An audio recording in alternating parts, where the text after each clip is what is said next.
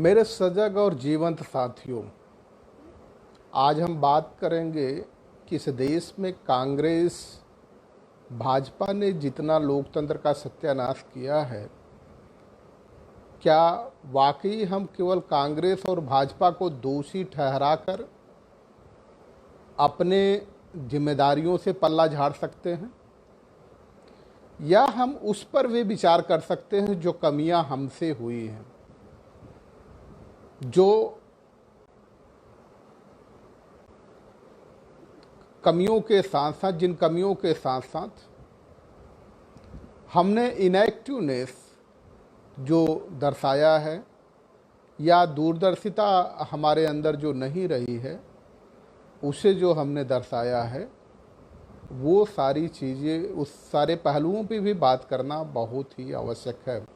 अगर सभी पहलुओं पे बात नहीं होगी तो निश्चित तौर पे फिर निष्कर्ष निकाल पाना थोड़ा मुश्किल होगा, और निष्कर्ष निकालने के लिए ज़रूरी है कि हमें हर पहलुओं पे बात करनी चाहिए। बाबा साहब डॉक्टर अंबेडकर संविधान बनाते समय ही इस बात पे जोर दे रहे थे कि केंद्र में तो मिली जुली सरकार हो, डिफरेंट स्टेट्स जो हैं उन डिफरेंट स्टेट के लोग आकर के एक मजबूत सरकार बने, लेकिन राज्य में लोकल सरकार हो, जो राज्य, चूँकि ये जातियों का बटा हुआ देश है, धर्म से बटा हुआ देश है, संप्रदाय से बटा हुआ देश है, सारे बंटवारे इस तरह के हुए हैं, और इन सारे स्थितियों को ध्यान में रखते हुए इन सारे पहलुओं को भी बड़ी गंभीरता से विषय को चुनना चाहिए। और जब तक क्षेत्रीय स्तर पे लोकल दल यानी कांग्रेस और बीजेपी के अलावा जब तक क्षेत्रीय दल मजबूती के साथ नहीं उभरेंगे, लोकतंत्र बहुत मजबूत नहीं हो सकता। क्योंकि केंद्र और राज्य में दोनों सरकारें अगर एक ही रह गई तो निश्चित तौर पे ये निरंकुश होने के चांसेस ज़्यादा बढ़ जाएंगे, वो सरकारें निरंकुश हो सकती हैं। दूसरी बात, जो संविधान डिजाइन किया गया है, क्या देश उस आधार पे चल रहा है? अगर बाई डिजाइन संविधान के आधार पे देश चल रहा होता तो सभी लोगों को रोजगार मिलता, फिर उसमें कोई जात के आधार पे, धर्म के आधार पे, संप्रदाय के आधार पे कोई परिस्थितियां इस तरह के न बनती। देश जिस तरह से डिजाइन किया गया है उस तरह से सरकारें नहीं चल रही। उसकी वजह, साफ वजह है कि केंद्र में जो सरकार हो, स्टेट में वो सरकार नहीं होनी चाहिए। दोनों सरकारें अगर एक हो गई तो निरंकुश सरकार हो सकती है, और जब निरंकुश सरकार हो जाएगी तो परिस्थितियां दूसरी हो जाएंगी, फिर अनुकूल परिस्थितियां नहीं बनेंगी। इसलिए बाबा साहब डॉक्टर अंबेडकर चाहते थे कि स्टेट में और देश में अलग अलग तरह की सरकारें बने। जिस तरह से लोकतंत्र को ख़त्म करने के लिए भाजपा और कांग्रेस को दोषी दिया जा रहा है या दोष दिए जा रहे हैं, हम उससे बहुत सहमत नहीं हैं। कमियां कहीं और भी रह गई हैं। कमियां यहाँ भी रह गई हैं कि स्टेट में जब सरकारें आती हैं तो वो अपने मुद्दे पे पूरी तरह से खरी नहीं उतरती हैं। भारतीय जनता पार्टी और कांग्रेस अपने मुद्दे पे पूरी तरह खरी उतरती है। आज जिस धर्म के आधार पे मंदिर की राजनीति करती हुई आपको भारतीय जनता पार्टी दिखाई देती है, इस धर्म की आधारशिला, इस धर्म की चाशनी बनाने का काम कांग्रेस ने ही शुरू किया था। कांग्रेस और भारतीय जनता पार्टी दोनों को ये चाहत है किसी भी कीमत पे लोकल दल न उभरने पाए, क्षेत्रीय दल न उभरने पाए। क्षेत्रीय दल जब जब उभरेंगे तब तब ये पाखंड के आधार पे इस देश को आगे नहीं बढ़ा सकते। क्षेत्रीय दल जब उभरेंगे तो उस समय मांग होगी कि शिक्षा की व्यवस्था कैसी है, कानून व्यवस्था कैसी है, लोगों को रोजगार कितने दिए गए हैं, लोगों को रोजगार, नए रोजगार सृजन के लिए कौन कौन सी व्यवस्थाएं की जाएगी, ये सारी परिस्थितियां आएंगी। लेकिन जब दल, दोनों दल, कांग्रेस जिसकी भी सरकार हो, चाहे कांग्रेस की हो चाहे भाजपा की है, अगर वही सरकारें दोनों जगह हैं, केंद्र में भी है, राज्य में भी हैं, तो ऐसी ऐसी स्थिति में वो सरकार फिर काम नहीं करेगी। ऐसी स्थिति में वो काम नहीं करेंगी, अनुकूल काम नहीं करेंगी, यानी संविधान के अनुकूल काम नहीं करेंगे। ऐसा नहीं कि वो अपने अनुकूल काम नहीं करेंगे, वो संविधान के अनुकूल काम नहीं करेंगे। वो संविधान के अनुकूल काम किया जाना आवश्यक है। अब हम बात करें कि क्षेत्रीय दल पिछड़ क्यों जाते हैं। क्षेत्रीय दल कभी भी अपने मुद्दे को मजबूती के साथ पकड़ करके नहीं रख पाते, वो दूरदर्शिता नहीं दिखा पाते जो राजनीति में दूरदर्शिता दिखाई जानी चाहिए। जैसे उत्तर प्रदेश में देख लिया जाए तो उत्तर प्रदेश में 2 लोगों की सरकार काफ़ी समय से रही है, और जो आज कांग्रेस और भारतीय जनता पार्टी दोनों मिली नज़र आती है, तो उनका मकसद सिर्फ ये है कि किस तरह से क्षेत्रीय दल को ख़त्म किए जाएं, और माहौल भी वही बनाने की कोशिश की जाती है कि अगर भारतीय जनता पार्टी ख़त्म होगी तो उसकी जगह एक ही पार्टी स्थान ले सकती है, उसका विकल्प बन सकती है, और वो विकल्प बनने केवल कांग्रेस बन सकती है, दूसरी नहीं बन सकती। उसी तरह से जैसे अगर मान लें कि बहुजन समाज पार्टी की सरकार बनी, तो बहुजन समाज पार्टी की जब 2007 में सरकार बनी और प्रचंड बहुमत की सरकार बनी, तो उसको एक शब्द गढ़ करके बता दिया गया कि सोशल इंजीनियरिंग की सरकार है, और उस सोशल इंजीनियरिंग की सरकार के नाम पे उनकी मुखिया हमेशा उसी सोशल इंजीनियरिंग के आधार पे ही आगे बढ़ती रही। परिणाम ये हुआ कि वो दूरदर्शिता दिखा नहीं पाई और लोग उनको बड़े आसानी से गुमराह करते चले गए, गुमराह कर गए। इसके बाद जब सरकार चेंज हुई तो समाजवादी पार्टी की सरकार आई, तो ये देखा गया कि समाजवादी पार्टी की सरकार ने ये देखा कि बहुजन समाज पार्टी की मजबूती क्या थी, जिसके आधार पे बहुजन समाज पार्टी की सरकार आई। तो उनको ये लगा कि बहुजन समाज पार्टी की जो सबसे ज़्यादा मजबूती थी, वो मजबूती ये थी कि जो शेड्यूल कास्ट के लोग हैं, शेड्यूल कास्ट के जॉब करने वाले लोग हैं, वो बहुजन समाज पार्टी को ज़्यादा मदद कर रहे थे। यहाँ अगर समाजवादी पार्टी ने दूरदर्शिता दिखाई होती, बदले की भावना, यानी कि जो मजबूती है हमारे विपक्षी दल की, उस मजबूती को अगर ख़त्म कर दिया जाए तो शायद हमारा विपक्ष ख़त्म हो जाएगा, ये शायद सोच समाजवादी पार्टी के मुखिया की बन गई होगी। परिणाम ये हुआ कि उन्होंने शेड्यूल कास्ट के लोगों का जो प्रमोशन था, ये अलग बात है कि उसके पीछे जो लॉजिक कोर्ट का था, बहुत सारे स्टेट थे, हर स्टेट में अगर कोर्ट का मामला होता तो हर स्टेट में रिवर्ट किए गए होते, लेकिन हर स्टेट में रिवर्ट नहीं किए गए, केवल यही रिवर्ट किया गया। उस समय समाजवादी पार्टी को दूरदर्शिता दिखाए जाने की ज़रूरत थी, और वो शेड्यूल कास्ट को भी अपने वोटर बनाने की कोशिश करनी चाहिए थी, बड़े पैमाने पे वोटर बनाने की कोशिश करनी चाहिए थी। और जो कमियां बहुजन समाज पार्टी की रह गई थी, चूँकि जब बहुजन समाज पार्टी की सरकार थी, तो जो उनके वोटर थे, जो उनके कार्यकर्ता थे, उन वोटर और कार्यकर्ताओं को बहुत ज़्यादा खुश रखने की कोशिश उस सरकार ने नहीं किया था। और आर्थिक तौर पे मजबूत करने के लिए कभी मान लीजिए आपस में द्वंद्व हो जाए, कहीं जिस तरह से साम्राज्य चलता है, जात्याभिमान में आकर के कोई अगर द्वंद्व करने लग जाए, तो वो सारे द्वंद्व को ख़त्म करने के लिए असलहों की भी लाइसेंस उन्होंने नहीं कराया।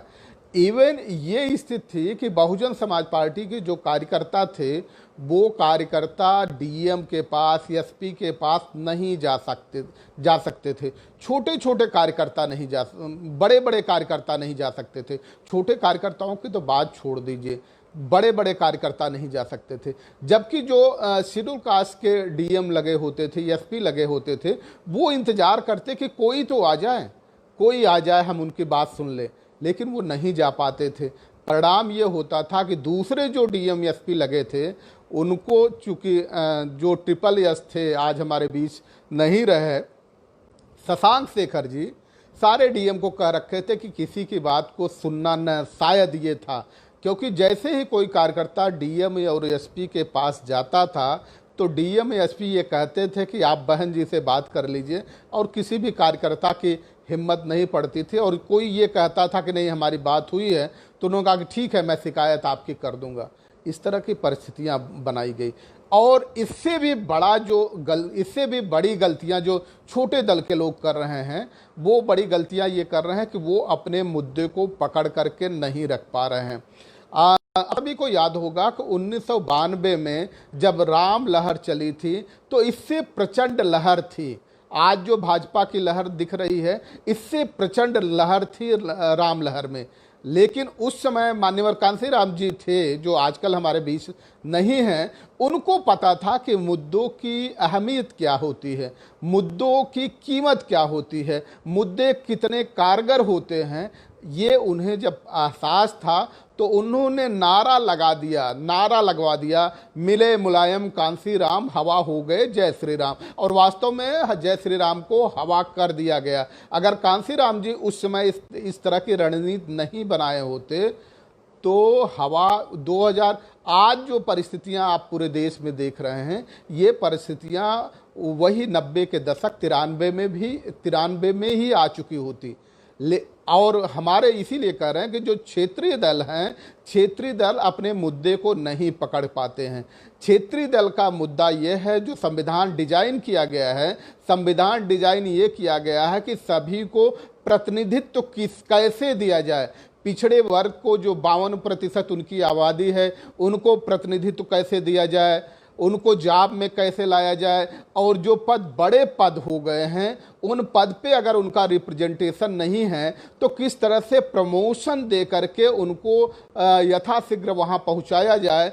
चूंकि यहाँ जातिवादी सोच, भले लोग कहें कि हम जातिवाद नहीं मानते, और ये बात लोग वो कहते हैं जो जातिवाद नहीं मानते, जो जातिवादी कीड़े हैं, जातिवाद के बगैर वो जीवित ही नहीं रह सकते। जहां देखिए वो कहेंगे मुझे ब्राह्मण होने पे फक्र है। जब किसी को ब्राह्मण होने पे फक्र है, ब्राह्मण कुल में पैदा होने पे फक्र है, तो कैसे वो कह सकता है कि मैं जातिवाद नहीं मानता। फक्र और नहीं मानना दोनों चीजें नहीं हो सकती। और बहुत सारी स्थितियां तो ये भी पैदा हुई हैं कि लोग ये कहते हैं कि समाजवाद, हम बड़े अच्छे समाजवादी हैं और हम ब्राह्मण कुल में पैदा है, इसका फक्र है हमें। तो जो ब्राह्मण कुल में पैदा है और ब्राह्मण कुल में पैदा होने का अगर उसको फक्र है तो समाजवादी नहीं हो सकता। अगर समाजवादी हो सकता है तो जात्याभिमानी नहीं हो सकता। ये मुद्दे को क्षेत्रीय दल कभी भी समझ नहीं पाते। इस मुद्दों को क्षेत्रीय दल का मुद्दा ये है, आज भी ये राम राज का जो रथ चल रहा है, केवल एक सुई से पंचर हो सकता है। अगर क्षेत्रीय दल पुनः अपने उसी मुद्दे पे आ जाएं कि हम पिछड़ों को 52% शासन प्रशासन में भागीदारी देंगे, 52% हम ठेकेदारी में उनको भागीदारी देंगे, उनको रोजगार सृजन के लिए जो भी व्यवस्था करनी पड़े हम रोजगार सृजन करेंगे। केवल ये मुद्दे आ जाएं, धर्म अपने आप, जो अफीम बनाया गया है, धर्म को अफीम की चाशनी में लपेट करके जो धर्म को परोसा गया है, अफीम की चाशनी में परोसे गए धर्म का भी पूरी तरह से बंटाधार हो जाएगा। अधिकार और धर्म, जो लोग धर्म लेकर के चल रहे हैं, आप उनको समझिए, वो शांत प्रिय लोग नहीं हो सकते। धर्म और बम का बड़ा लंबा संबंध है और बड़ा ही जटिल संबंध नहीं, बड़ा ही सुखदायी संबंध है, बड़ा ही सामंजस्य है दोनों में। और आज जब राम मंदिर का मुद्दा है, उसी समय राफेल भी लाया गया कि धर्म और बम कैसे चलते हैं। आपको याद होगा 1998 में, मेरे ख्याल से 6 जून की घटना है, 6 मई की घटना है, जब पहला बम ब्लास्ट अटल बिहारी वाजपेयी जी ने किया था। 98 की ही घटना है। तो उसी समय बहुत सारे बम के, दुर्गा, जितनी भी देवियां थी, उन देवियों के नाम पे पूरे बम के नाम रखे गए। तो अब आप ये बताइए, देवी के नाम पे बम का स्थान रखा जा सकता है क्या? जब हमारे देश में, इसीलिए हम कह रहे हैं कि परिस्थितियां अनुकूल इसको बनाइए। जब तक शेड्यूल कास्ट, बैकवर्ड, माइनॉरिटी के लोग इस बात को नहीं समझेंगे, और लोग कहते हैं 1585, हम कह रहे हैं 1585 तो कहना ही बेवकूफ़ी की बात है। जब आप 1585 कहते हो तो जिनके खिलाफ आप 85 का मुद्दा उठाते हो उनको 85 को 1 कर देते हो और 6,743 जातियों में खुद बढ़ जाते हो। 85 होकर भी 6,743 जातियों में बटे हो, और उनके यहाँ भी कितनी जातियां हैं लेकिन उनको एक जगह कर देते हैं। तो इस समय लेकिन संविधान ये कहता है कि सबको साथ लेकर के चलना है, इसलिए इस देश में सभी को साथ लेकर के चला जा सकता है। न ब्राह्मण को अलग किया जा सकता, न क्षत्रिय को अलग किया जा सकता, न वैश्य को अलग किया जा सकता है। लेकिन ये भी तय है कि बैकवर्ड को अधिकारों से वंचित नहीं रखा जा सकता, शेड्यूल कास्ट को अधिकारों से वंचित नहीं रखा जा सकता, माइनॉरिटी को अधिकारों से वंचित नहीं रखा जा सकता। जब इनको वंचित नहीं रखा जा सकता तो इनको प्रवंचना से बचाने की तरीके क्या हैं? वो तरीके ये हैं कि इनको शासन और प्रशासन में भागीदारी मिलनी चाहिए। जो भी क्षेत्रीय दल हैं, क्षेत्रीय दल को 2 चीज़ों पे काम करना पड़ेगा। एक तो शिक्षा, जितने भी प्राइवेट स्कूल्स हैं सारे प्राइवेट स्कूल को बंद करा देना चाहिए, और जो सरकारी विद्यालय हैं सरकारी विद्यालय पे ही काम करना चाहिए। सरकारी विद्यालय में जो शिक्षा मिले वही शिक्षा, चाहे एक हल लगाने वाले का, चाहे खेतिहर मजदूर का बेटा हो, उसको भी वही शिक्षा मिले, और चाहे डीएम हो या यहाँ का सीएम ही क्यों न हो, उसके बच्चों को भी वही शिक्षा मिलनी चाहिए। एक शिक्षा का अगर एक स्तर रहेगा, जिस देश में शिक्षा का जितना स्तर बढ़ता है उस देश में उतने ही होनहार पैदा होते हैं, उतने ही वैज्ञानिक इन्वेंशन होते हैं, खोज होते हैं, वो देश उतना ही प्रगति करता है। शिक्षा से लोग प्रभावित न हो पाए, इसलिए आज देखा होगा, अभी आपने 6 महीना पहले के एक स्टेटमेंट उठा के देख लीजिए मोहन भागवत का। तो मोहन भागवत ने ये कहा था कि शिक्षा तो विद्रोही पैदा करता है, शिक्षा कायर लोगों को पैदा करता है, शिक्षा से लोगों को वंचित करना चाहिए। शिक्षा से कितना डरता है उनको। इसलिए क्षेत्रीय दल को अगर अपने राज्य में लंबे समय तक राज करना है तो 2 चीज़ों पे उन्हें फोकस करने की ज़रूरत है। पहली चीज़ तो ये कि शेड्यूल कास्ट के, बैकवर्ड के, माइनॉरिटी का जो प्रतिनिधित्व तो नहीं है, न सरकारी में है न अर्ध सरकारी में है, और निजीकरण तो जितने भी हुए हैं निजीकरण को बंद कर देना चाहिए। आपको ये भी याद हुआ होगा कि कितने रियासतें थे, 653 रियासतें थी। उस रियासतों में से सारे रियासतों को ख़त्म करके इस देश को एक अखंड भारत बनाया गया है। और अब जिस तरह से आरएसएस की सोच चल रही है, या मोदी को अगर ये कहा जाए कि मोदी की सोच चल रही है, तो हमें काफ़ी डाउट है कि मोदी की भी कोई सोच है। इस पे हमें पूरी की पूरी आशंका है कि मोदी की कोई सोच नहीं। और आपने देखा होगा हर व्यक्ति, जितने भी लोग जुड़े हैं, जितने भी लोग इस बात को समझेंगे, ये बात आप समझ सकते हैं कि जिस तरह से आपने कचहरी में मजमा लगाने वाले एक व्यक्ति को देखा कि वो बड़ा प्रभावित कर लेता है, अपने बातों से प्रभावित कर लेता है, और ये कहता है कि मैं कोई बेचने नहीं आया, मैं यहाँ कुछ न बेचूंगा, सिर्फ आप लोग सुन लीजिए, सुनने के बाद चले जाइए, मैं तरीके बता दूंगा, आप सब खुद ही ईजाद कर लीजिएगा, और लोगों को प्रभावित कर लेता है। बाद में अपनी दवा बेचने लगता है, पहले हाथ में पकड़ा देता है और ये कहता है कि मैं इसको बेचूंगा नहीं, आप लोग अपने हाथ में पकड़ लीजिए। जब आपके हाथ में चला जाता, क्योंकि उसे ये पता है कि आपकी मानसिकता क्या है, आपका सोच क्या है, आप मनोविज्ञान पढ़ लेता हो, आपको पढ़ लेता है, वो सोचता है कि अगर आपके हाथ में चला गया तो आप जल्दी वापस नहीं करेंगे, और ये कहता है कि इसकी कीमत 100 रुपये है, 200 रुपये है, 300 रुपये है, इसकी कीमत या 50 रुपये है, जो इसको लेना चाहें 50 रुपये दे करके अपने पास रख सकते हैं, बाकी लोग वापस कर लें। परिणाम क्या होता है कि बहुत सारे लोग, कुछ लोग रख लेते हैं, और कुछ लोग जब नहीं रख रहे होते तो दूसरे के अगल बगल, उसके जेब में अगर पैसा होता है तो अगल बगल देखने वाले लोगों को देख करके, शर्मा करके वो भी रख लेते हैं। ठीक वही कला हमारे मोदी जी में भी है। दूसरे जो तमाम स्कीमें वो लॉन्च करते हैं।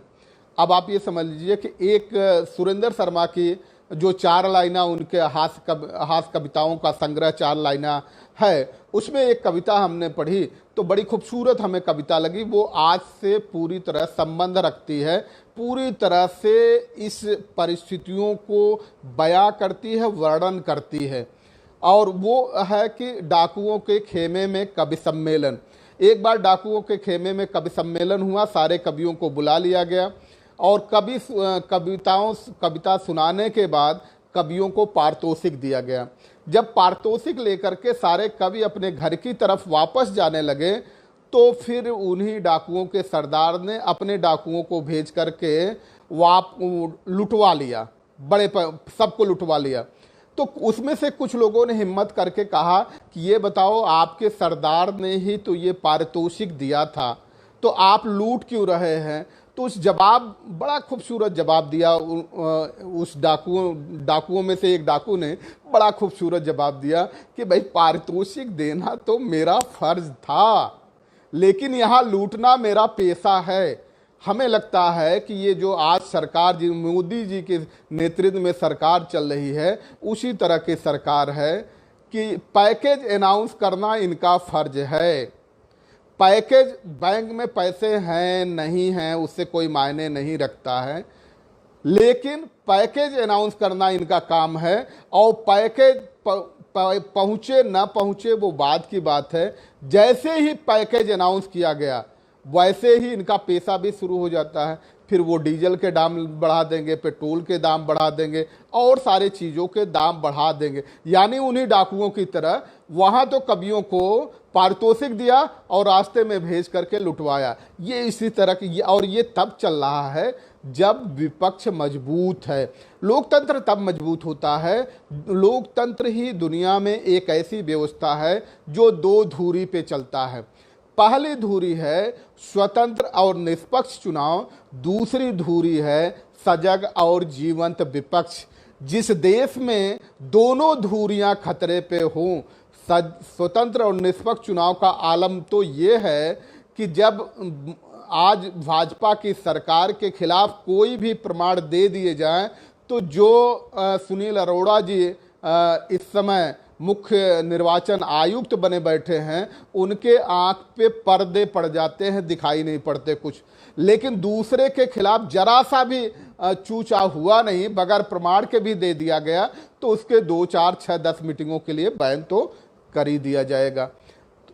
ये आलम है स्वतंत्र और निष्पक्ष चुनाव का। दूसरा सजग और जीवंत विपक्ष। सजग और जीवंत विपक्ष है क्या? आज परिस्थितियां देखिए क्या है।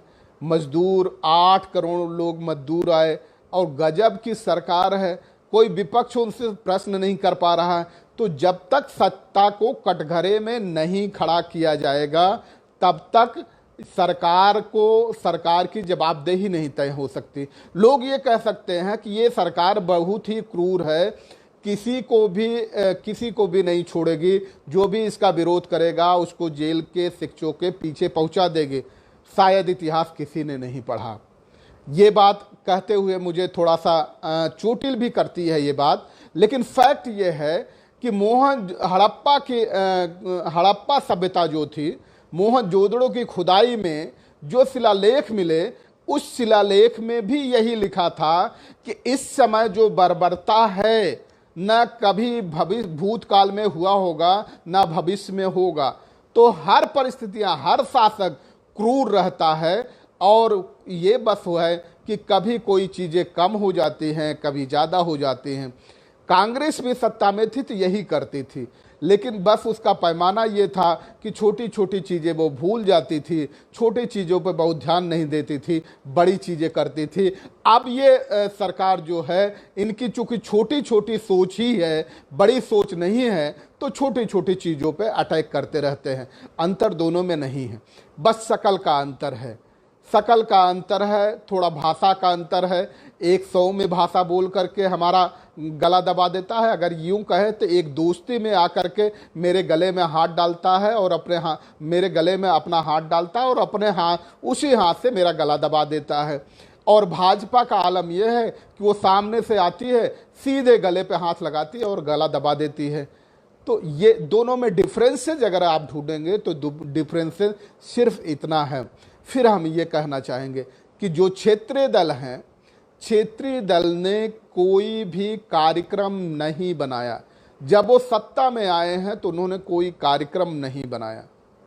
कार्यक्रम न बनाने की वजह यह है कि इनको जो इतने बुरे परिणाम झेलने पड़ रहे हैं, अगर उन्होंने कोई कार्यक्रम बनाया होता, कोई दूरदर्शिता प्रदर्शित की होती, लंबे समय तक शासन में बने रहने का कोई दृष्टिकोण, कोई योजना उन्होंने अगर प्रदर्शित की होती, तो निश्चित तौर पे उन्हें कार्यक्रम बनाना चाहिए था। ठीक वही जो लोहिया जी ने कहा था कि सन सोपा ने बाधी गांठ, पिछड़े पांवे 100 में 60। तो वो मुद्दे को आपको पकड़ करके रखना चाहिए था। अगर ये राम के मुद्दे को पकड़ के रख रहे हैं तो इनकी अपनी मजबूरी है। राम अकेले कभी भी नहीं चल पाता, फ्लॉप हो जा रहा था राम, और इसीलिए राफेल बम को साथ रखा गया। तो आप समझिए कि ये धर्म और बम का जो संगम है, दोनों साथ इनके चलते हैं। 2002 से लेकर के 2009 तक देखिए जितने बम ब्लास्ट हुए हैं, उन सारे के सारे बम ब्लास्ट में अभिनव भारत का हाथ नजर आएगा। उन सारे बम ब्लास्ट में जो कर्नल श्रीकांत पुरोहित रहे हैं, बम उन्होंने दिया है। जो रमेश उपाध्याय मेजर रिटायर्ड थे, प्रशिक्षण उन्होंने दिया है। सारे बम ब्लास्ट में 2002 से 2009 तक जितने भी बम ब्लास्ट हुए हैं वो उठा करके देख लीजिए। हेमंत करकरे की जान भी सिर्फ इसलिए गई थी क्योंकि हेमंत करकरे ने अभिनव भारत, श्रीकांत पुरोहित ने, कर्नल श्रीकांत पुरोहित ने सबसे बड़ी अगर कोई गलती की थी तो गलती ये की थी कि अभिनव भारत की जो मीटिंगें करते थे उसकी वो सीडी बना लेते थे। 14 सीडी उन्होंने बनाई, 24 सीडी बनाई थी। उस 24 सीडी में से 3 सीडी हेमंत करकरे देखे थे और सबको बकायदा उन्होंने सम्मन भेजना शुरू कर दिया था। सम्मन भेजने के आधार पे ही लोगों को तलब करना शुरू कर दिया था और आईबी ने कई बार हेमंत करकरे को समझाने की कोशिश की थी। अगर आज हम ये कहें कि हेमंत करकरे की हत्या कराने में आईबी का सबसे बड़ा रोल है, तो लोगों को लगेगा कि ये गलत बात है, बल्कि हमारे पास इसके बड़े पुख्ता प्रमाण हैं। ये प्रमाण हम प्रस्तुत कर सकते हैं। और उस समय जब 19 नवंबर 2008 को बकायदा जो CIA संस्था अमेरिका की है, उसने रा को इन्फॉर्म कर दिया था कि भारत में और ख़ासतौर से मुंबई में किसी बड़े होटल में बम ब्लास्ट होने वाला है। ये बकायदा उन्होंने कह दिया था।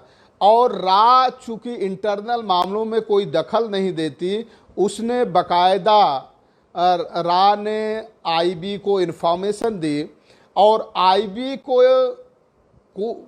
को चाहिए ये था कि वो जो हमारे कोस्टल कमांडर हैं उनको इन्फॉर्मेशन देनी चाहिए थी, क्योंकि ये उसमें ये भी जिक्र किया गया था कि जो भी आतंकवादी आएंगे उनकी संख्या 4 है, 33 उनके पास सिम कार्ड है, सिम कार्ड बदल करके वो यूज कर रहे हैं, जो आएंगे समुद्र के रास्ते से आएंगे।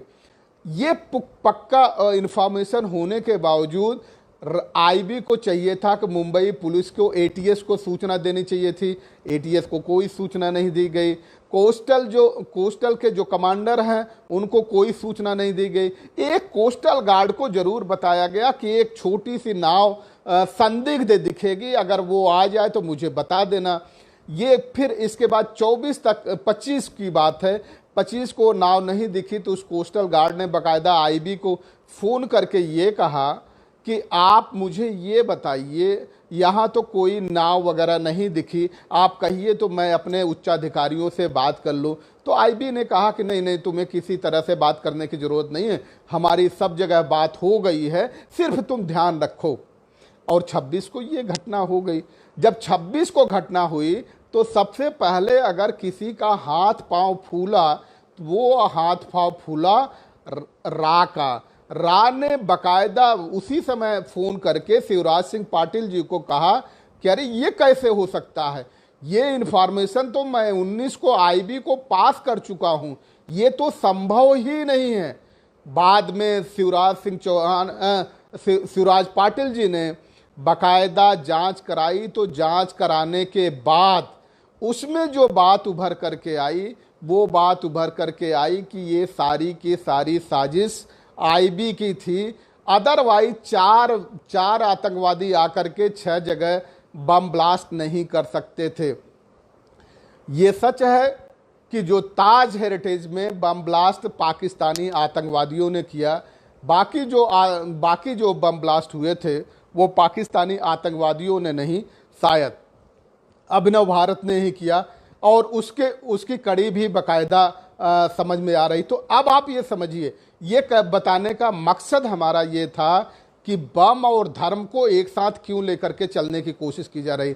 और जैसे ही सरकार बदली, जो जिन लोगों को जेल के शिक्षों के पीछे होना चाहिए था, वो लोग जेल के शिक्षों के पीछे होने की बजाय या तो आज पार्लियामेंट में हैं या तो खुले घूम रहे हैं। कर्नल श्रीकांत पुरोहित के जिस समय जमानत क्या हुई, पेरोल पे जब छूटे, तो पेरोल पे छूटने के बाद इतना लंबा उनका सम्मान किया गया, आप कल्पना नहीं कर सकते। ठीक उसी तरह ये सरकार करती है। जब भी देश को बर्बाद करने की कोई योजना अपना लागू करती है, तो उसको विशाल रूप देती है, उसका बहुत बड़ा मनोरंजन करती है, बहुत बड़ा कार्यक्रम आयोजित करती है, बहुत बड़े कार्यक्रम आयोजित करके उसको बाकायदा सेलिब्रेशन करती है। चाहे वो नोटबंदी का भी आप देख लीजिए, नोटबंदी का भी एक तरह से सेलिब्रेशन किया गया, जीएसटी लागू किया गया, वो भी सेलिब्रेशन किया गया।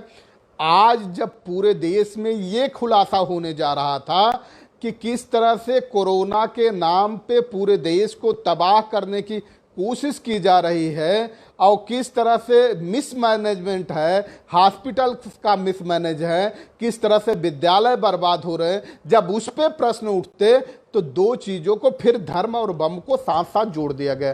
राम मंदिर अकेले नहीं कभी सफल हो सकता था, इसीलिए जो चीज अकेले सफल ना हो पाए, इसीलिए राम मंदिर के साथ साथ राफेल को भी जोड़ा गया।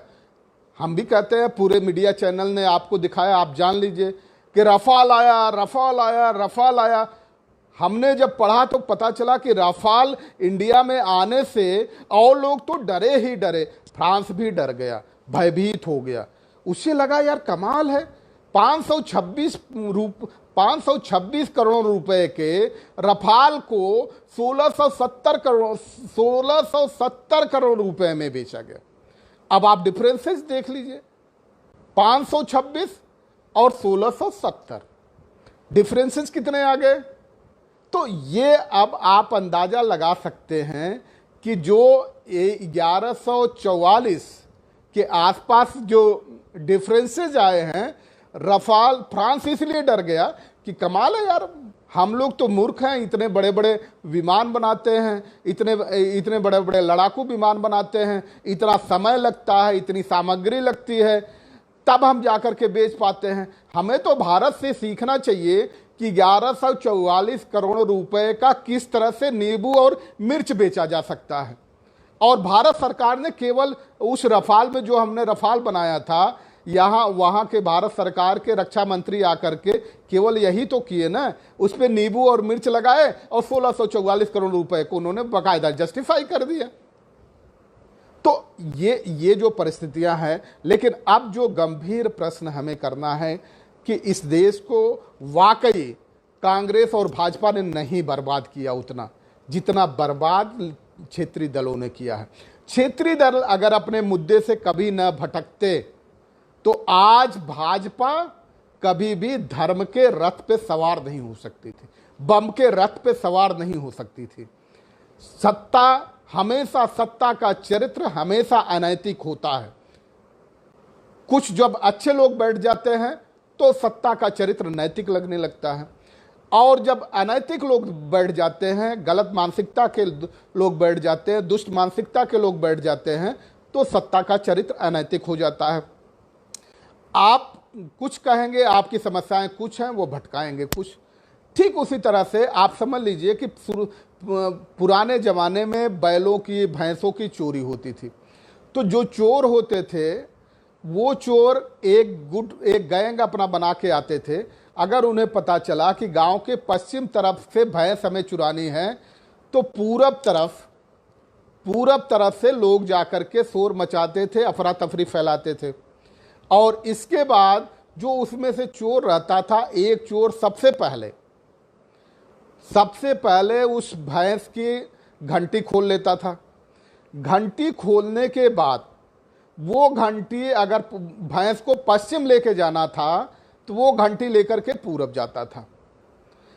दो चोर घंटी लेकर के दूसरे दिशा में जाते थे। एक पूरब अगर चला गया तो दूसरा दक्षिण चला जाएगा, और दो चोर भैंस को हाँकते हुए पश्चिम की तरफ लेके चले जाते थे। इस सरकार का भी खुद कुछ उसी तरह का आचरण है। जब आपके सामने शिक्षा की समस्या आएगी तो शिक्षा आपको उसको देना नहीं है, रोजगार की समस्या आएगी तो रोजगार उसे देना नहीं है, और आपके स्वास्थ्य के लिए अगर कोई काम करना है तो हॉस्पिटल उसको बेहतर बनाना नहीं है। इस देश में हॉस्पिटल की ज़रूरत है, अच्छे एजुकेशनल इंस्टीट्यूशंस की ज़रूरत है।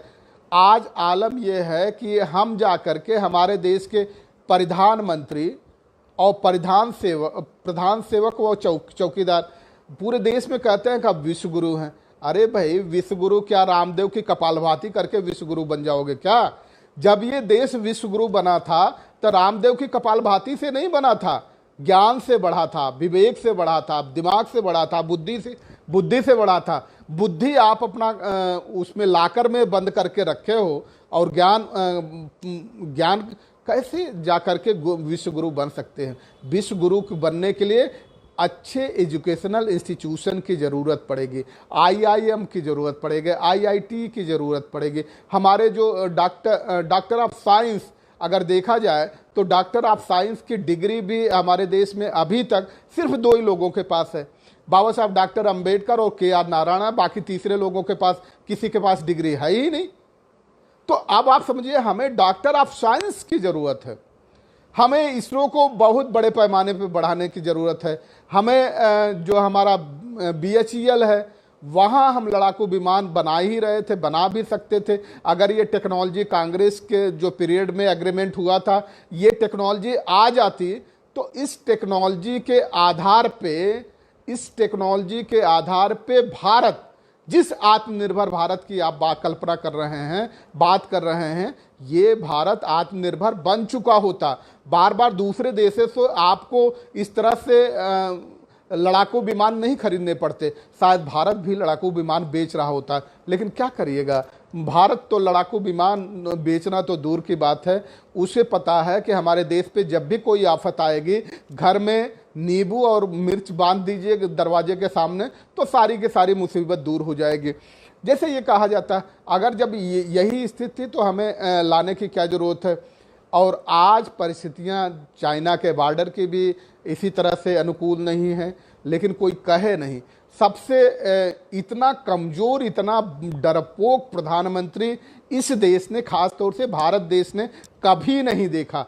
अपने देश की ज़मीन चाइना कब्जा कर ले, जो फिंगर 4 है वो कब्जा कर ले, इसके बावजूद हमारे देश की सरकार ये कहे कि हमारे देश की 1 इंच ज़मीन न कोई घुसा है न कुछ कब्जा हुआ है, और इसका फ़ायदा बड़े पैमाने पे चाइना ने उठाया। पूरी दुनिया में जो चाइना की थू हो सकती थी, चाइना को यूएनओ में तलब भी किया जा सकता था, शायद वीटो पावर पे भी उसके चर्चा हो सकती थी, वो चाइना ने उपयोग किया और पूरी दुनिया को बता दिया कि भाई मेरे ऊपर इल्ज़ाम मत लगाइए, हमने भारत का कुछ भी कब्जा नहीं किया। इसके बाद जब दोनों में सेनाओं के बीच में, और जो हमारे बड़े ही कुशल कारीगर हैं अजीत डोभाल जी, जो NSA हैं, नेशनल सिक्योरिटी एडवाइज़र हैं, जब वो चले जाते हैं, जब भी कोई मुसीबत खड़ी करनी होती है तो मेरे ख्याल से वो पहुंच जाते हैं तो मुसीबत खड़ी हो जाती है। जब वो चाइना गए तो कंप्रोमाइज़ क्या करके आए कि फिंगर 4 से भारत की सेना फिंगर 2 पे आ जाएगी, और जो चाइना की जो फिंगर 8 से अंदर घुस नहीं पाती थी चीन की सेना, अब फिंगर 4 से फिंगर 6 पे जाएगी। गजब का कंप्रोमाइज़ है। तो ये देश की बात है, देश इसको बर्दाश्त नहीं कर सकता। और इतना कमजोर प्रधानमंत्री, इतना डरपोक प्रधानमंत्री इस देश ने कभी भी नहीं देखा है। इसलिए देश को बचाने की जरूरत है, और इस देश को बचाने के लिए अगर लोकतंत्र बचाना है तो कांग्रेस भाजपा छोड़िए, जब तक क्षेत्रीय दल अपनी ताकत नहीं पहचानेंगे, लोकतंत्र की ताकत नहीं पहचानेंगे, तब तक ये परिस्थितियां सुधरने वाली बिल्कुल नहीं है। इन परिस्थितियों को सुधारने के लिए क्षेत्रीय दल को, जो ये सुप्रीमो कल्चर बना है, इस सुप्रीमो कल्चर का मतलब, आज बड़े कठोर शब्दों में हम ये बात कर रहे हैं, ये सुप्रीमो कल्चर को खत्म करना होगा। सुप्रीमो का मतलब होता है सुअर। इस देश का लोकतंत्रात्मक ढांचा तैयार करिए। जितने भी लोग सुप्रीमो बन के बैठे हैं, ये लगता है कि प्राइवेट लिमिटेड कंपनी बना लिया है। प्राइवेट लिमिटेड कंपनी से नहीं, इसको लोकतंत्र बनाइए। अगर दूसरे लोगों को आप आरोप प्रत्यारोप लगा रहे हैं तो हम थोड़े गंदे हो जाएं, दूसरे गंदे पे आरोप प्रत्यारोप लगाएं, ये कहीं से उचित भी नहीं हो सकता। अगर हम स्वस्थ हैं, हम स्वच्छ हैं, तभी दूसरे के गंदगी पे प्रश्न उठाने का हमें हक है। उसके पहले हमें कोई भी हक नहीं है। सबसे पहले क्षेत्रीय दल को लोकतांत्रिक बनना चाहिए।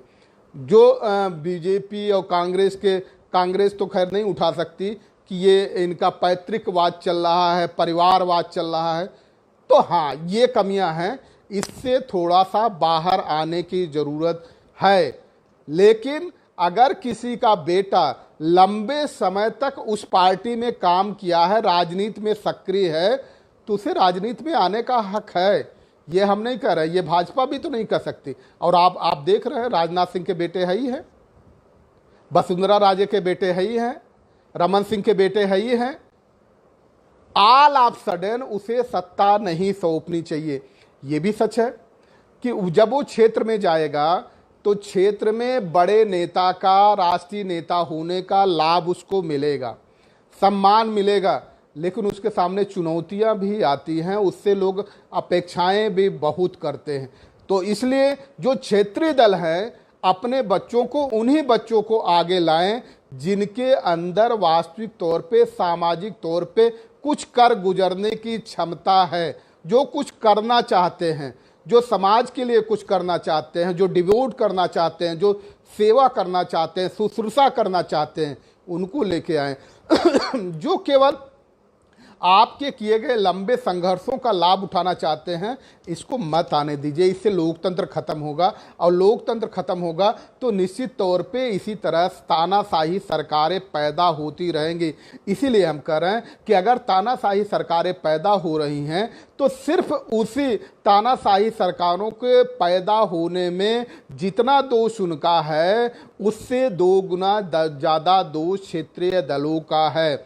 इसी तरह यहाँ ये समझने की ज़रूरत है, अगर उत्तर प्रदेश में क्षेत्रीय दलों को समझ में आ जाना चाहिए। अभी नए नए भी क्षेत्रीय दल उभर रहे हैं, वो भी खुद राष्ट्रीय अध्यक्ष बन जाएंगे तो बेटे को राष्ट्रीय महासचिव बना देंगे, और 2-4 अगर विधायक हो गए, मंत्रिमंडल में शामिल हो गए, तो अगर उस सरकार से कुछ लाभ लेना है तो लाभ लेने के लिए भी अपने परिवार के लोगों को लाएंगे। तो इस चीज़ों से बचना चाहिए। अगर लोकतंत्र बचा रहेगा तो बड़े लंबे समय तक आपके पुत्र भी आएंगे, बहुत सारे लोग आएंगे, लेकिन इस तरह के ऑल ऑफ सडन किसी को राजनीति में थोपने की गुस्ताखी नहीं करनी चाहिए। वर्ड हम यूज कर रहे हैं, और मुद्दे धर्म, वो मंदिर बनाएं, कुछ बनाएं, जाने दीजिए, फर्क नहीं पड़ता। आपकी सत्ता आ जाएगी, वो 300 फीट ऊपर बनाएंगे, 500 फीट ऊपर बनाने देंगे, गोली फ्राई करने दीजिए उनको, और आपकी सत्ता आ जाएगी, आप 1000 फीट ऊंचा बना लीजिए, किसने रोका। बहन मायावती जी भी को भी ये बात समझना चाहिए कि जब आपकी सत्ता आई थी तो आपने लखनऊ के हृदय में सामाजिक परिवर्तन स्थल बनाया, जेल को रातों रात तुड़वा करके आपने कांसीराम इको गार्डन बनवाया, रमा देवी पार्क बनवाया, नोएडा में बनवाया, तमाम एजुकेशनल इंस्टीट्यूशन बनाया। कोई रोक पाया क्या? परिवर्तन चौक बनाया, कोई रोक पाया क्या? रही तो आप कुछ भी कर सकते हैं, सत्ता के बगैर कुछ नहीं कर सकते। सत्ता ही वो अधिकार देती है कि आप कौन से कानून बनाएं, और उस कानून के आधार पे आप जिसको, जो व्यक्ति विकास की मुख्यधारा से बहुत पिछड़ गया है, उसको मुख्यधारा से कैसे जोड़ा जा सकता है, ये सत्ता आने के बाद ही तय हो पाएगा। विपक्ष में रह करके कुछ नहीं होता। ये भी दूसरी सबसे जो बड़ी कमजोरी क्षेत्रीय दलों का है, उनके अहंकार बहुत आते हैं। वैसे भी जब व्यक्ति बहुत ज़्यादा उसे कुछ नहीं हासिल होता है, बहुत ज़्यादा उसके अंदर सत्ता की भूख नहीं पैदा होती है, तो वो अहंकारी हो जाता है। इसलिए अहंकार बंद करके अगर आप वास्तविक तौर पे ये कह रहे हैं कि इस देश को बर्बाद किया जा रहा है, भारतीय संविधान को बर्बाद किया जा रहा है, तो किसने रोका? कोरोना से आप डरते हैं। बहुत सारी बीमारियां आई हैं, आज कोई नई बीमारी है क्या? बहुत सारी बीमारियां आएंगी, आई थी, जाएंगी। एक जर्जर जीर्ण शीर्ण अवस्था में हमारे सदी के महानायक अमिताभ बच्चन 80 के पार होने वाले हैं, जब उनको कोरोना कुछ नहीं कर पा रहा है, जबकि वही प्रचार करते थे कि 20 मिनट तक हाथ धुलिए, सैनिटाइजर लगाइए, सब कुछ करिए, आपको कोरोना नहीं होगा, कोरोना से दूर हो जाएंगे। और आज खुद ही वो हॉस्पिटल में एडमिट है। और हॉस्पिटल से अगर बच करके सुरक्षित चले आते हैं, तो ये प्रश्न जरूर इस देश पे उठ जाएगा कि शायद कोरोना की इतनी औकात नहीं है कि वो चींटी को भी मार सके। मनुष्यों को मार पाना तो बहुत दूर की बात है। हाँ, अगर प्रकृति ने अपने गाल में उनको समा लिया, तब जरूर सोचना पड़ेगा कि कहीं ऐसा तो नहीं कि वास्तव में ये कोरोना महामारी है, ताकतवर बीमारी है, इससे बचने की ज़रूरत है। तो तब ये समझने की ज़रूरत पड़ेगी। लेकिन अगर वो बच के आ जाए, हमारा दावा है कि वो बच करके आएंगे। बहुत बीमारियों का वो ऐड कर चुके हैं, पिक्चर कर चुके हैं, करते रहते हैं। उन्हें अभिनय में से एक अभिनय और भी है, और उसी अभिनय पे आगे बढ़ते हुए शिवराज सिंह चौहान भी आगे बढ़ रहे हैं। तो आपको कोरोना से बहुत ज़्यादा डरने की ज़रूरत नहीं है। सतर्क आप हमेशा रहे हैं, क्योंकि यही तो रिपोर्ट आ रही है कि जिसके अंदर बीमारियों से लड़ने की शरीर में क्षमता है, कोरोना उसका कुछ नहीं बिगाड़ सकता। और आपको प्लाज्मा जो बनाया जा रहा है, प्लाज्मा तो उसी का बनाया जा रहा कि जो व्यक्ति बीमार था, बीमार होकर के स्वस्थ हो गया, उसी का प्लाज्मा, उसी का ब्लड लेकर के प्लाज्मा बनाया जाएगा। गजब गजब गजब की परिस्थितियां हैं, गजब का देश है। बड़ी कभी कभी दुख के साथ बड़ी बड़ी हंसी भी आती है। गजब की परिस्थितियां हैं। आप ये बताइए, अगर उसके प्लाज्मा में इतनी ताकत थी भाई, तो आप ही बता दीजिए बीमार कैसे हो गया। और जब वहाँ आप जाएंगे, तो जहाँ जाते हैं, तो जो आदमी बीमार होता है उसको विटामिन सी की दवा दी जाती है, एक इंजेक्शन दिया जाता है, दिन भर नींबू पानी पिलाया जाता है, सिट्रस जूस पिलाए जाते हैं। कभी कभार आपकी ज़्यादा क्षमता है तो आप खुद मिला करके पी लीजिए। और इसके बाद 2-1 जो है योगा कराए जाते हैं, नाड़ी शोधन प्राणायाम भी शायद कराया जाता है, जो बहुत मजबूत लोग होते हैं। नाड़ी शोधन प्राणायाम की खासियत यह है कि जो भी नाड़ी शोधन प्राणायाम कर लेता है, उसमें झूठ बोलने की कला बहुत आ जाती है। और इतना सामर्थ्य आ जाता है, कुछ व्यक्ति से 24 घंटे में कोई ऐसा व्यक्ति नहीं होगा जो 5 सच भी बुलवा सके। ये होता है नाड़ी शोधन प्राणायाम। तो अब आपसे ये कह रहे थे कि इस बात को समझिए, क्षेत्रीय दलों को समझना पड़ेगा। आज क्षेत्रीय दल अगर अपने मुद्दे पे आगे नहीं बढ़ेंगे, मंडल कमीशन रिपोर्ट की बात छोड़ करके अगर काका कालेलकर रिपोर्ट लागू करने की क्षेत्रीय दल तय कर ले, तो भाजपा और कांग्रेस 2022 तक पनाह मांगेगी, कहीं उसके छुपने की जगह नहीं मिलेगी। लेकिन आप भी तो मुद्दे से भटक जाते हैं, आप भी तो कहीं दूसरे तरह चले जाते हैं। अपने मुखालिफ को तो आप देख ही नहीं पाते, अपने मुखालिफ को देखिए ना। मुखालिफ कभी भी मुद्दे से अपने मुद्दे नहीं छोड़ के आगे हटता। जब आप किसी सड़क पे चल रहे हैं, अगर आप सड़क छोड़ देंगे तो आप कहाँ जाएंगे, आपको पता ही नहीं। सड़क पे चलते रहने की आदत डालिए। क्षेत्रीय दल को अपने मंडल कमीशन नहीं बल्कि काका कालेलकर रिपोर्ट जैसे एक रिपोर्ट तैयार करके 52% उनको रिजर्वेशन, उनको प्रतिनिधित्व देने की बात करनी चाहिए। शेड्यूल कास्ट के लोगों को प्रतिनिधित्व देने की बात करनी चाहिए। और स्पष्ट ये नियम बनाने की भी घोषणा करनी चाहिए कि जब तक इनके प्रतिनिधित्व पूरे नहीं हो जाते हैं, तब तक हम बैकलॉग पूरा करेंगे। आप देखिए आप कहां से कहां पहुंच जाते हैं। ये इनका राम मंदिर खत्म, इनका राफेल खत्म, टाटा फूस फुलझड़ी जैसे भी आवाज नहीं कर पाएगा। ये देश पे इतने कठोर शब्द क्यों हमें बोलने पड़ रहे हैं? देश से प्यार है, देश से लगाव है, लेकिन देश के साथ जब अभिनव होता है तो निश्चित तौर पे दिल घायल होता है, दिमाग जख्मी होता है, जिह्वा फिर छिलती है, जिह्वा भी कहती है कि कुछ तो करिए। अगर जब तक कुछ नहीं, लोकतंत्र में कहना ही तो एक संघर्ष है, अपनी बात को पहुंचाना लोगों के बीच में, वही तो संघर्ष है। इस बात को गंभीरता से समझिए। अगर ये बात नहीं समझ सकते तो निश्चित तौर पे इस समय क्षेत्रीय दल ही गुनाहगार हैं अगर लोकतंत्र यहां खत्म हो रहा है। आप मुद्दे को सिर्फ 2 मुद्दे पकड़ करके रखिए। शेड्यूल कास्ट का प्रतिनिधित्व हम पूरा करेंगे, चाहे वो विधायिका में तो पूरा हो ही रहा है, बैकवर्ड का प्रतिनिधित्व पूरा करेंगे विधायिका में, शेड्यूल कास्ट के प्रतिनिधित्व को इंक्रीज करेंगे, माइनॉरिटी का प्रतिनिधित्व पूरा करेंगे विधायिका में, कार्यपालिका में पूरा करेंगे, न्यायपालिका में पूरा करेंगे। अब कोई कोलेजियम सिस्टम नहीं चलेगा। अब अगर कोई चलेगा तो इंडियन जुडिशियल अपॉइंटमेंट कमीशन के जरिए भर्तियां होगी, हाई कोर्ट और सुप्रीम कोर्ट के जजों के, जिनको हम विजडम कहते हैं। किसी भी फैक्ट को प्राप्त करना, acquire the fact is knowledge. अगर हम किसी फैक्ट को, किसी यथार्थता को प्राप्त करते हैं, ग्रहण करते हैं, तो वो नॉलेज है, वो ज्ञान है। और अगर हम उसकी व्याख्या करते हैं तो वो समझदारी है, और उस पर काम करते हैं तो वो बुद्धिमानी है। इन 3 चीज़ों को समझना चाहिए। इस देश का संविधान, ये बात फिर हम कह दें कि जितने भी धार्मिक ग्रंथ क्यों न हो, वो धार्मिक ग्रंथों को एक तरफ रख दीजिए, संविधान को दूसरे पलड़े पे रख दीजिए, तब भी संविधान भारी पड़ेगा। तो ये बात समझिए कि संविधान भी एक ऐसी व्यवस्था है जो सभी लोगों को रोजगार दे सकता है, स्वाभिमान दे सकता है, सम्मान दे सकता है, अवसर उपलब्ध करा सकता है। और कोई इस तरह का धार्मिक ग्रंथ नहीं है जिसमें सामूहिक तौर पे उनके स्वाभिमान के रक्षा करने की बात है, स्वाभिमान के साथ साथ सम्मान के रक्षा करने की बात है, उनको प्रतिनिधित्व देने की बात है। वो कहीं भी नहीं हो सकता। वो सिर्फ यही आएगा, देवाधिनाम जगत सर्व मंत्राधिनाम देवता, ते मंत्रा ब्राह्मणाधिनाम तस्मान ब्राह्मण देवता।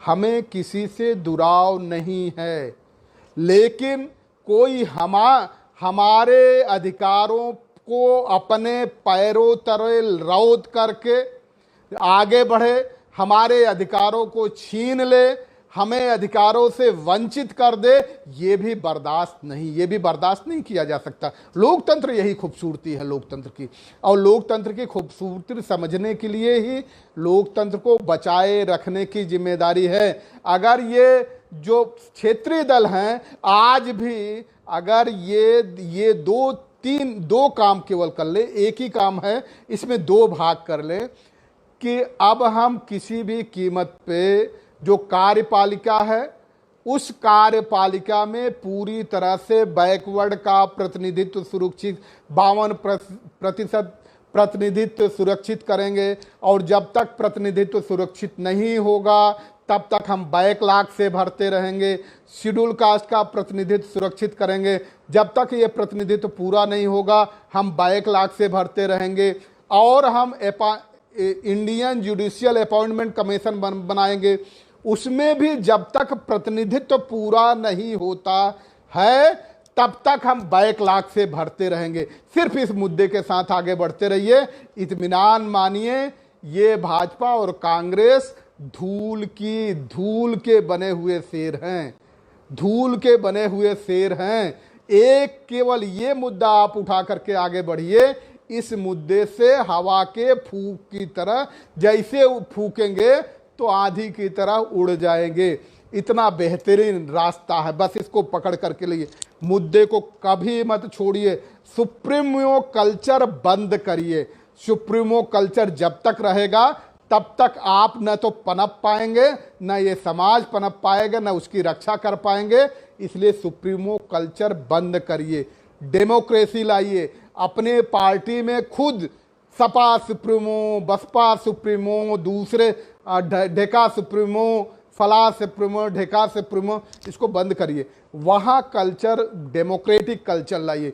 जो भी निर्णय लेना है, जो आपकी कोर कमेटी है, उस कोर कमेटी में बाकायदा आप प्रस्ताव लेके जाइए, उसमें प्रस्ताव पे बात करिए, उस प्रस्ताव को पारित कराइए। उससे फायदा जानते हैं क्या होगा? उससे फायदा होगा कि जब ये प्रस्ताव पारित होगा तो सभी कार्यकर्ताओं को ये लगेगा कि ये मेरी जिम्मेदारी है। लेकिन अभी तक जो कार्यकर्ताओं को जिम्मेदारी लगती है, वो कार्यकर्ताओं को जिम्मेदारी लगती है कि भैया हमको पहचानते हैं, बहन जी हमको पहचानती हैं, चाचा हमको पहचानते हैं, और बहुत सारे लोग अभी भी उभर करके आ गए। राजभर साहब हमको पहचानते हैं, बहुत बड़ी बात हो गई। इससे बहुत बड़ी बात नहीं होने वाली है। लोकतांत्रिक मूल्यों को, लोकतांत्रिक तरीकों को अगर अपनाया नहीं गया तो इस देश में लोकतंत्र बचा के रख पाना टेढ़ी खीर है। इस बात को आप समझिए और गंभीरता से समझिए। मंदिर मुद्दे को छोड़िए, ये सब होते रहते हैं, चलते रहते हैं। और हमेशा राम नाम सत्य तो उसी समय होता है जब व्यक्ति के प्राण निकल जाते हैं, चार कंधों पे होता है। और आज अगर ये भाजपा सरकार जय श्री राम कर रही है तो समझ लीजिए कि ये अपने अंतिम सांसें गिन रही है, क्योंकि राम एक ऐसी चीज़ है। हमारे समाज के लोगों ने भी बहुत अपने नाम के आगे राम लगाया, नाम के पीछे लगाया, लेकिन राम ने इतनी बढ़िया खबर इनकी ली कि कहीं का नहीं छोड़ा, अछूत बना के छोड़ा, न घर का छोड़ा न घाट का छोड़ा। जाने कैसे कहते हैं कि फला का कुत्ता, न घर का न घाट का। अब इन लोगों ने नाम राम का लेना शुरू किया है तो ये भी न घर का रहेंगे न घाट के रहेंगे। इसलिए जो क्षेत्रीय दल हैं, क्षेत्रीय दल को पूरी तरह से संजीदा होकर के इन मुद्दों को उठा करके आगे बढ़ें तो यकीन मानिए कि ये दो की दोनों पार्टियां धराशाही होने वाली हैं, धराशाही हो जाएंगी। और बहुत सारे कम अकल के लोग भी कभी कभी सत्ता पा जाते हैं तो अपने आप को बड़ा बुद्धिमान दिखाते हैं। तो ये सब लोग आते रहते हैं, आते रहेंगे, जाते रहेंगे। आप सभी लोगों से ये ज़रूर हम चाहेंगे कि इसको आप समझिए। हमारे साथी जो जुड़े हैं, अगर उन साथियों का कोई प्रश्न है तो हमें वो प्रश्न लिख करके भेज दें, और प्रश्नों को, उनके प्रश्नों का जवाब देना भी हम अपना धर्म समझते हैं। और अगर प्रश्नों का जवाब आएगा तो यही लोकतांत्रिक परंपरा होगी और यही लोकतांत्रिक मूल्य होंगे, और इसी लोकतंत्र को हम जीवित रखने के लिए आगे बढ़ रहे हैं। संविधान नहीं रहेगा तो बहुत कुछ इस देश में नहीं हो सकता। संविधान को बचाइए, लोकतंत्र को बचाइए। ये दो धुरी पे चलने वाली चीज़ है लोकतंत्र। पहली धुरी है स्वतंत्र और निष्पक्ष चुनाव। तो आप सोचिए, क्या इस देश में स्वतंत्र और निष्पक्ष चुनाव हो रहा है? दूसरी धुरी है सजग और जीवंत विपक्ष। तो आप जरा चिंतन करिए, क्या इस देश में सजग और जीवंत विपक्ष है? अगर सजग और जीवंत विपक्ष नहीं है, स्वतंत्र और निष्पक्ष चुनाव नहीं है, तो लोकतंत्र खतरे में है और बड़े लंबे समय से खतरे में है। ये भी सच है कि जो परिस्थितियां बनी हैं, ईवीएम से कभी भी चुनाव पारदर्शी नहीं हो सकता। तो ईवीएम का भी आपको बहिष्कार करना चाहिए। जिस तरह से जब तक ईवीएम का बहिष्कार नहीं करेंगे, चुनाव पारदर्शी कभी भी नहीं हो सकता। आज लोग कहते हैं कि ईवीएम तो बड़ा चरित्रवान है, तो हम उन्हीं लोगों से पूछते हैं कि जीवीएल नरसिम्हन जब 2009 में किताब लिख रहे थे डेमोक्रेसी एट रिस्क, उस समय ईवीएम चरित्रहीन हो गई थी।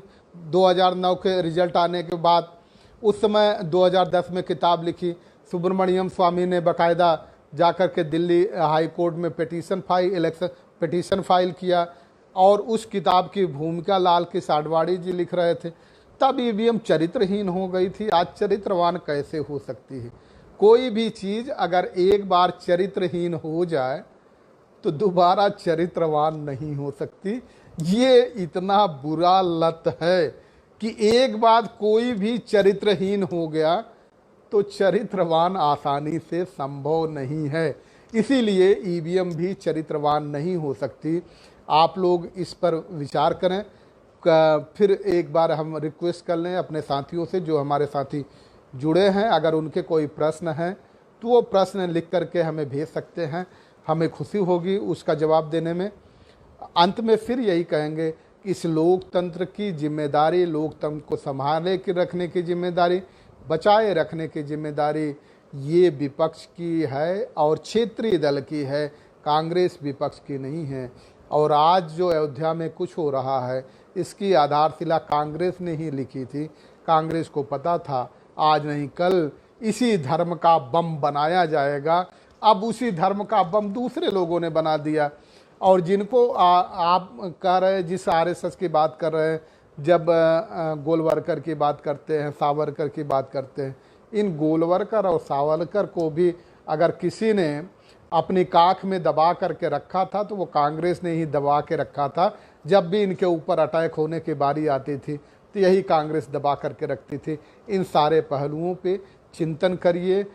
विपक्ष को एक बार फिर सोचना चाहिए, जो क्षेत्रीय दल हैं, कि उन्हें ये मुद्दा लेकर के आगे बढ़ना चाहिए कि जो पिछड़े हैं उनको 52% प्रतिनिधित्व मिलेगा। अगर हमारी सरकार आएगी तो उनको 52% प्रतिनिधित्व मिलेगा। और जब तक उनका प्रतिनिधित्व पूरा नहीं होता, बैकलॉग के जरिए हम उनके प्रतिनिधित्व को पूरा करते रहेंगे। यही काम शेड्यूल कास्ट के लिए भी करेंगे, इसी काम बैकवर्ड के लिए भी करेंगे। अगर सवर्ण में भी कोई जातियां हैं, क्षत्रिय हैं, वैश्य हैं, उनके प्रतिनिधित्व अगर नहीं पूरा हैं तो उनको भी देखेंगे। ये भी देखेंगे कि जो 36% कायस्थ 1967 तक 36% कायस्थ नौकरियों में होते थे, आज उनकी संख्या घट करके 2% कैसे हो गई। सरकार में ज़्यादातर जो प्रमुख पद होते थे वो कायस्थों के पास होते थे। क्योंकि 1919 की ही घटना मान लें, जब जूरी बनानी थी और अंग्रेज़ों से पूछा गया कि जूरी का मेंबर ब्राह्मणों को उन्होंने बनाने से मना कर दिया था, तो पूछा गया कि ब्राह्मणों को जूरी का मेंबर क्यों नहीं बना रहे हैं, तो उन्होंने कहा कि ब्राह्मणों में न्यायिक चरित्र नहीं होता है, ये न्याय कभी नहीं कर सकते हैं। अगर इनको न्याय के जिम्मेदारी पे बैठाल दिया गया तो ये न्याय नहीं करेंगे, सिर्फ जात के आधार पे फैसले देंगे, न्याय नहीं हो सकता। इसलिए उन्होंने जूरी का मेंबर ज़्यादातर कायस्थों को बनाया, क्योंकि वो मानते थे कायस्थों में न्यायिक चरित्र होता है। तो कायस्थों को भी इस दृष्टिकोण से सोचना चाहिए कि आखिर वो कहाँ थे, कहाँ पहुँच गए। और अब अंत में हम अपनी बात को यहीं समराइज करना चाहेंगे। किन्हीं साथियों का प्रश्न नहीं आया है। हमसे जुड़ने के लिए आप सभी साथियों का बहुत बहुत धन्यवाद। आप हमसे जुड़े, इतने समय हमारे साथ बने रहे। आप सभी को नमस्कार, सत श्री अकाल, सब्बा खैर, नमो बुद्धाय, जय भीम, या जो भी जिसके अभिवादन करने के तरीके हैं, उन सारे अभिवादन के साथ हम आप सभी का शुक्रिया अदा करते हैं, धन्यवाद करते हैं हमसे जुड़ने के लिए। एक बार आप लोग भी इस पर विचार करिए। ये प्रकरण जब तक नहीं उभरेगा तब तक भाजपा और कांग्रेस से नहीं लड़ा जा सकता है। भाजपा और कांग्रेस से लड़ने का एक ही अधिकार, एक ही हथियार है, और इतना बेहतरीन हथियार है कि 36 नहीं 126 राफेल भी इस देश में आए होते तो वो राफेल भी भाजपा और कांग्रेस को नहीं बचा पाते। जो क्षेत्रीय दलों का बम चलता, ये मंडल कमीशन रिपोर्ट के लागू करने पे, शेड्यूल कास्ट को प्रतिनिधित्व देने के नाम पे, शेड्यूल माइनॉरिटी को प्रतिनिधित्व देने के नाम पे, बाकी जिनका प्रतिनिधित्व पूरा नहीं है उनके प्रतिनिधित्व देने के नाम पे जो बम चलता, तो सारे के सारे बम बस फुस हो जाते। फुलझड़ी जैसे जो दिवाली में आप फुलझड़ी चलाते हैं, आवाज़ नहीं देते, वो सारे के सारे फुस हो जाते। ये बेहतरीन तरीका है, इस पे विचार करना चाहिए। सभी को एक बार फिर सभी को नमस्कार और आप सभी का बहुत बहुत धन्यवाद।